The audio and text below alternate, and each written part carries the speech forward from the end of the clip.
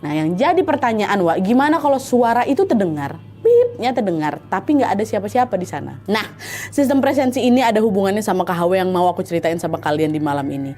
Dimana pada suatu malam, Wawa kita ini lagi kerja sendirian di kantornya. Pas suasana lagi hening, tiba-tiba terdengar suara pip. Kayak ada yang mau masuk ke dalam kantornya tapi ditolak. Pas dicek sekilas memang kelihatannya kosong, Wak. Tapi tanpa Wawa sadari, ternyata pada saat itu betulan ada sosok yang ikut masuk ke dalam kantornya.